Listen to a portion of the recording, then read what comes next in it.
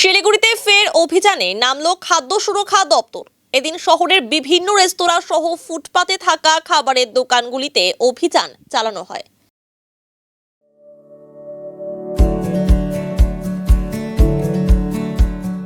Pamper, not just a hospital, but a mother.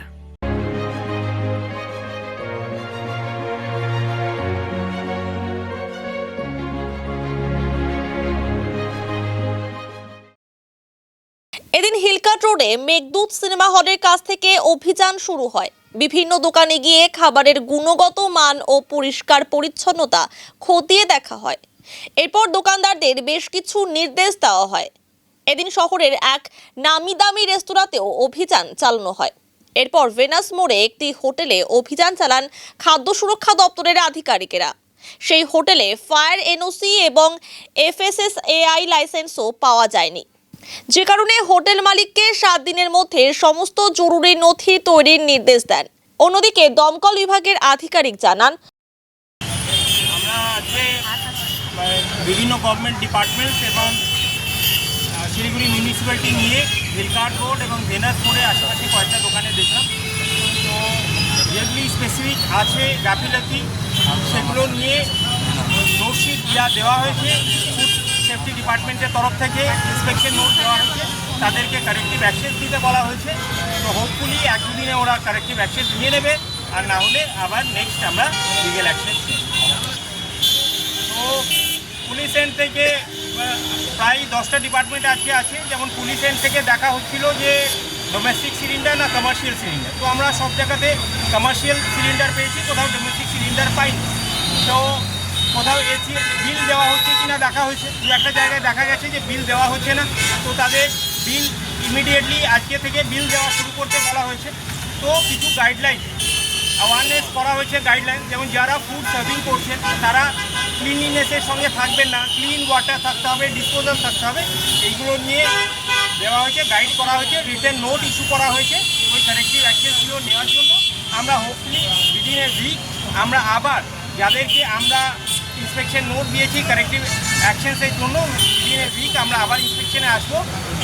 Hopefully ওনারা corrective action নেবেন, না নিলে আমরা লিগেল অ্যাকশন। ফুড কালারের বিষয়টা ওটা হচ্ছে যে কোনো প্যাকেজ ফুড প্রোডাক্টসে FSSAI FPO যে লিগাল গাইডলাইন্সগুলো আছে সেগুলো আছে কিনা আমরা মিলিয়ে দেখি। আর কিছু আমরা স্যাম্পলিং ফুড সেফটি অফিসাররা কিছু স্যাম্পলিং নিয়েছেন, যেগুলোকে পাঠানো হবে স্যাম্পল ফুড সেফটি চেকিংয়ের জন্য। যে প্যাকেজ ফুডগুলোতে প্যাকেজে ইনগ্রিডিয়েন্টস আছে সেগুলো প্রপার কোয়ালিটি মেনটেন আছে কিনা সেটা চেক করা। ডিটেলস দিতে পারছি না। আমরা হিলকাট এবং ভেনাস মোড়ে গেছি, এখান থেকে কিছু ফুড ইনগ্রিডিয়েন্ট, সেই ইনগ্রিডিয়েন্ট দিয়ে ফুড প্রিপারেশন হয় সেগুলো মিক্স করা হয়েছে, সেগুলো ফুড ইনস্পেকশনের জন্য সেগুলো সিজ করা হয়।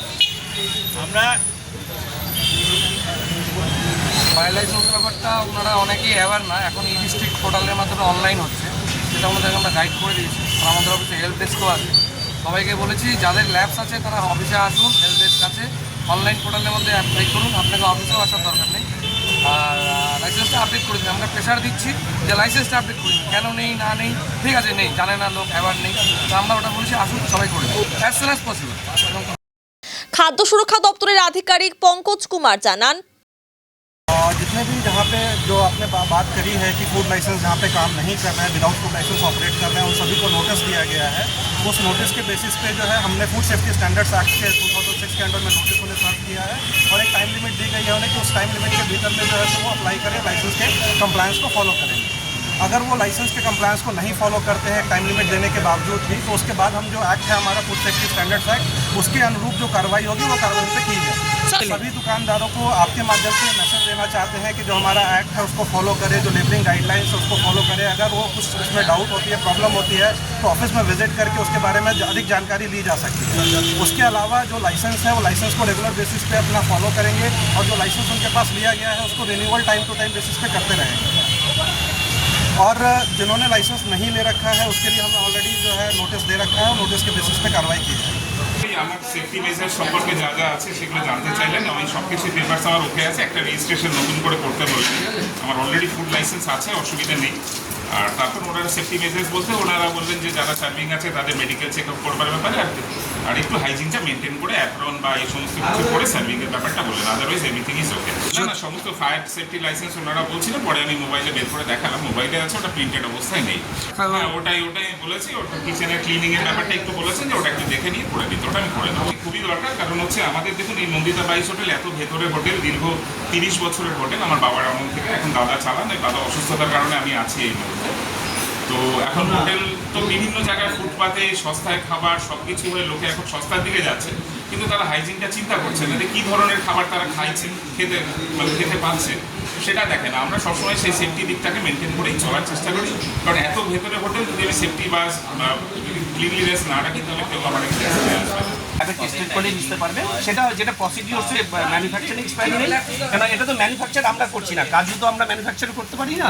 এটা জেনারেলি 5-10 কেজির প্যাকেট আসে বাজারে, সেটাকেই 100 গ্রামসের প্যাকেট করে করা হয়েছে এবং অ্যাজ পার এটা 100 গ্রামসই আছে, কিন্তু এটাতে যেটা স্যারটা বললেন এটা ফলো করতে হবে ডেফিনেটলি।